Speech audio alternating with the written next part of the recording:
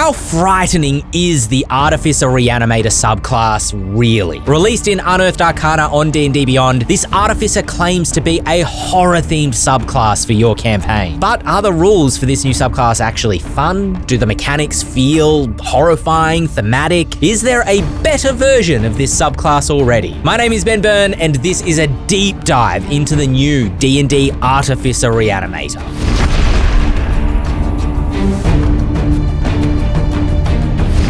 Artificer Reanimator. Sounds familiar.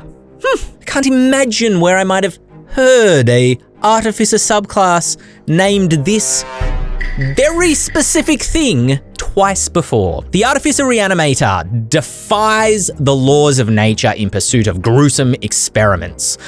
These grim artificers stitch together servants from disparate corpses, use foul magic to strengthen the living, and transform the art of necromancy into a terrifying science. At level 3, you get these spells always prepared on your spell list. That sounds cool and very familiar to this guy.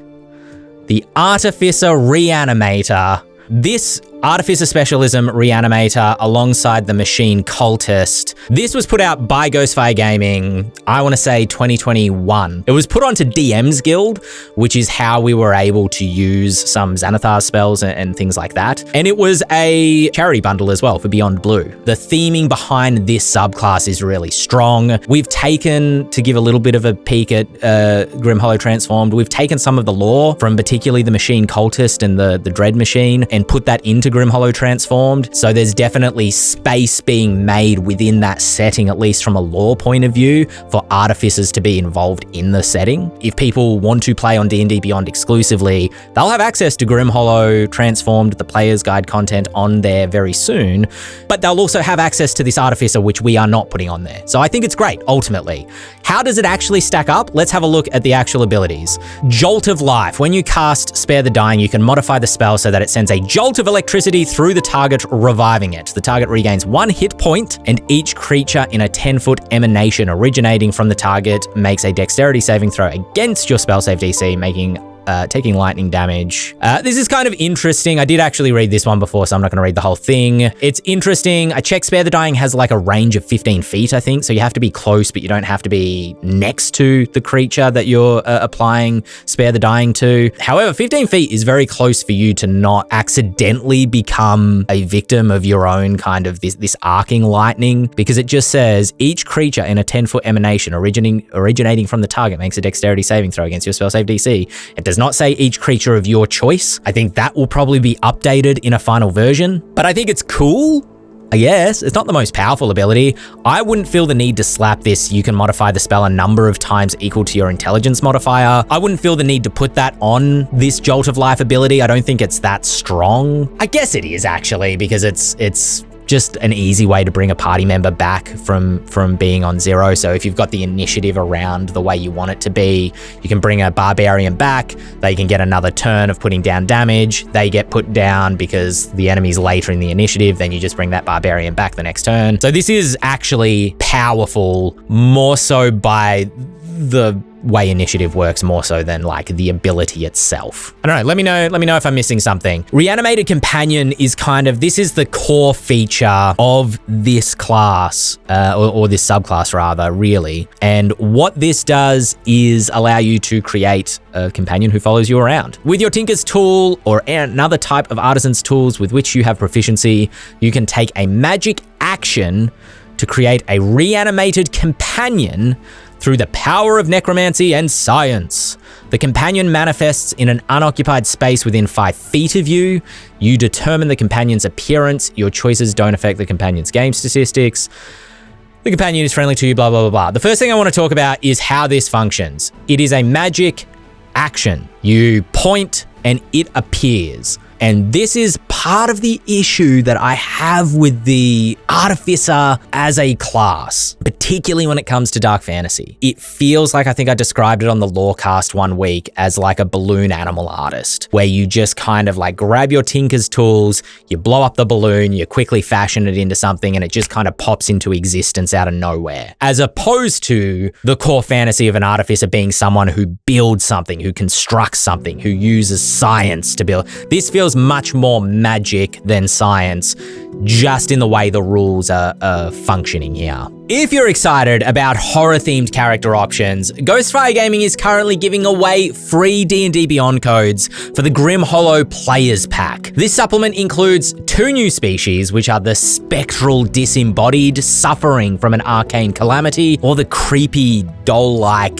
fey-constructed Wexelkin. There's 6 dark fantasy-themed subclasses, including the witch-hunting Inquisition Domain Cleric and the vile curses of the Misfortune Bringer Rogue. Also included are horror-themed spells and magic items. Flay your foes alive with the skin-rending Flence spell, or learn dark and hidden secrets with the Ring of Hidden Desires. Entries close and will be drawn after June 7th, so get your horror-themed characters ready. The ability that brings someone back from 0 HP isn't powerful, has me. Fair enough, fair enough. I mean, they're back on 1 HP, so depending on where they are in the initiative order, they could just get dropped again immediately. But again, because of the way that initiative works, obviously that can be an advantage if they're able to pop back up. If they're like the cleric, they can pop back up and heal themselves and everybody else, obviously. Especially because healing is much more powerful in D&D 2024. That's a fair point. Reanimating Frankenstein's monster with brewer's tools is very funny. Yeah, I mean, that's the other thing, is that 5e tries to play easy, I guess. It's why I think some folks who prefer crunchier systems like Pathfinder find 5e to feel really loosey-goosey, is because I don't think 5e is an uncrunchy system. I think it strikes a really good balance between feeling like the rules do matter, but they're not overbearing and you don't need to have memorized a textbook to be able to play the game. But part of what makes the rules accessible, let's say, is the fact that there's a lot of hand waving going on of like, don't worry about it. So you don't have to use your artisan's tools. You could use brewer's supplies. You could use cook's utensils, you know, to fry yourself up a reanimated companion in theory. And look, there's some fun kind of storytelling opportunities there. Does it feel particularly dark fantasy? Not really for my money. Basically, this just has the feeling of like popping them up. You can use any tools. Yeah, it's kind of a summon familiar spell, Michael. You can use any tools to do it. You can cook yourself up a reanimated companion pretty quickly.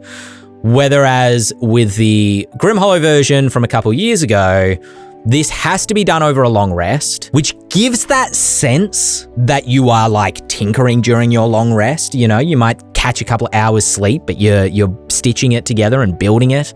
And you can cast Mending on it to heal it during battle, which is magical, but it still has an earthier, kind of grittier feel to it because you're mending a physical object as opposed to just summoning it out of the ether using cook's utensils. I don't know, tell me if this feels like I'm just being a little bit pedantic. The fact that you have to use your surgeon's tools to be able to build your golem as opposed to any sort of artisan's tools, less hand waving makes it feel innately a bit grittier.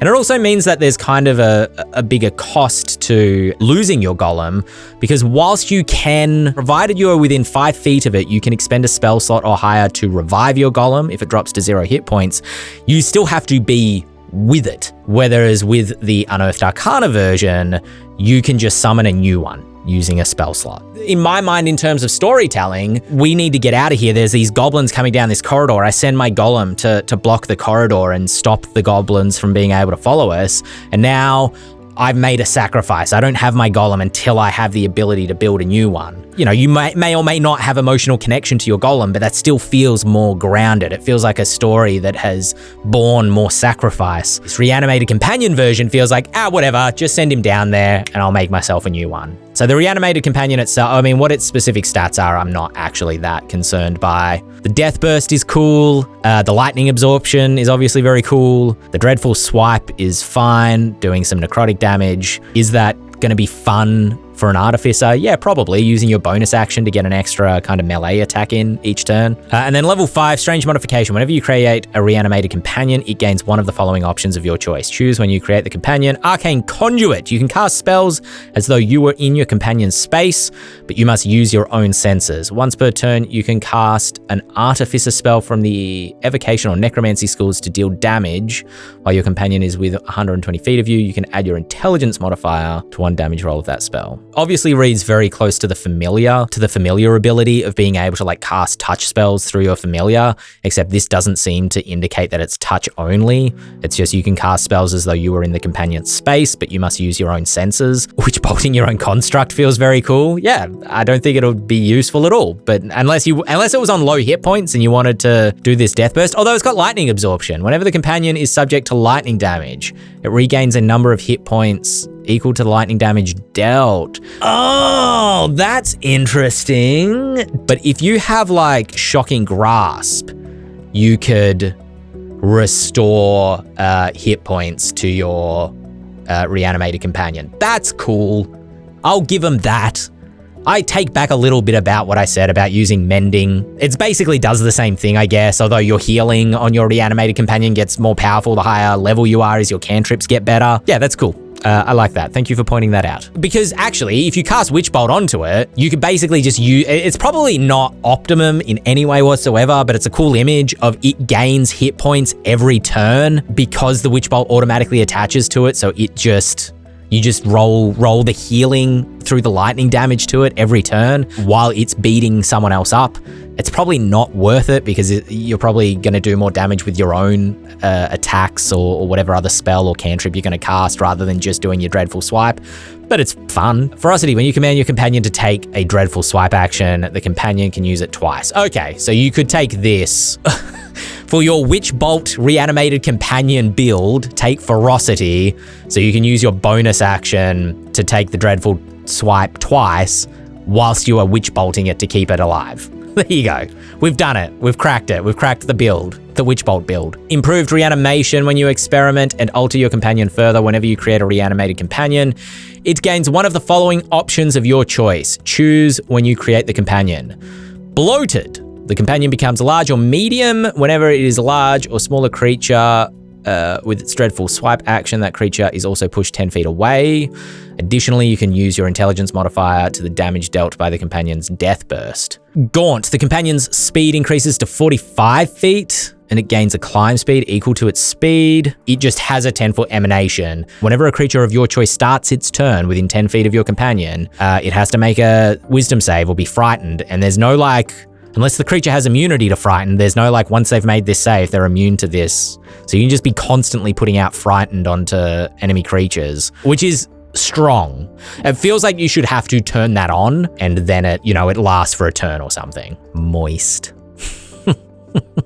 The companion gains a swim speed equal to its speed. I feel like this one should be bloated and bloated should be called something else. In addition, whenever the companion is hit by an attack roll from a creature within 10 feet of it, the attacker takes acid damage equal to your Intelligence modifier, which is also kind of powerful, but probably not that much of a problem for higher level creatures. Because what's your Intelligence modifier going to be? 5 at most, unless you've got some magic item or something buffing it. You can create a companion that has these kind of interchangeably depending on the situation. Moist is everyone's favorite. Promethean Reanimation. You have mastered the science of revivification, granting you the following benefits. Facilitated revival.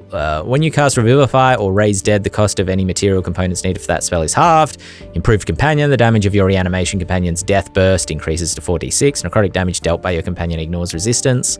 That's cool. You're obviously going to be pretty disposable with that's something I'm not going to enjoy playing with, I think, is just how disposable these Reanimated Companions are going to feel, especially because you're going to want them to Death Burst. Life Transfer. You can siphon the animating magic of your companion to bolster yourself. When you take damage, you can take a reaction to cause your Reanimated Companion to drop to 0 hit points. The companion immediately dies, triggering its Death Burst trait, and you regain a number of hit points equal to its Artificer level. Very aware that the dungeon dudes have a Reanimator Apothecary subclass as well that this is thematically linked to. I haven't watched their video. I'm aware that they put out a video reacting to this. I kind of wanted to come into this raw so to speak. Just quickly catching up on chat. Yeah, Colby and Dudes pointed out, felt more Deathburst was the Diablo Necromancer than Frankenstein's monster. Yeah, I feel that same way. Should have Reanimated Companion, not one of many Reanimated Companions. I also agree, Fire Donut. Obviously, they can't have more than one at one time, which kind of limits, I suppose, that Necromancer with his posse feel to it. But it feels like they feel so disposable. I'm aware that there's no Necromancer subclass in this Unearthed Arcana. I wouldn't be surprised if it is in the book, because I know that there's only, 8 subclasses in here. There's not the full complement of 12, or I suppose 13 if you're including the Artificer. I wouldn't be surprised if it is in this book, or maybe they're not doing every subclass or a subclass for every class in this book. There's kind of competing attitudes. If you take a quick look behind what goes into making a D&D splat book or a setting guide book like Grimhollow Transformed or an Eberron book or anything like that, I've heard 2 competing trains of thought. One is, which is what Grimhollow Transformed is let us create subclasses for every class to feel so that any class can feel like it is immersed in this world. And so we have 3 subclasses for every class in Grimhollow as of Grimhollow Transformed, plus the Monster Hunter. But there is also the train of thought, which is equally valid, that says that let's not put more into this book than what needs to be in there. Let's just make the subclasses for the classes that make sense for this setting or this book or whatever it is. Yeah, so I wouldn't be surprised either way if the Necromancer will be in there and they're just not playtesting it for whatever reason, or they're not putting every subclass for every class in whatever this new horror book is. Let me know what you prefer. Do you think every class should have a new subclass? Which is probably my preference, honestly. Or do you think that it just put in the book what the book needs, not necessarily everything?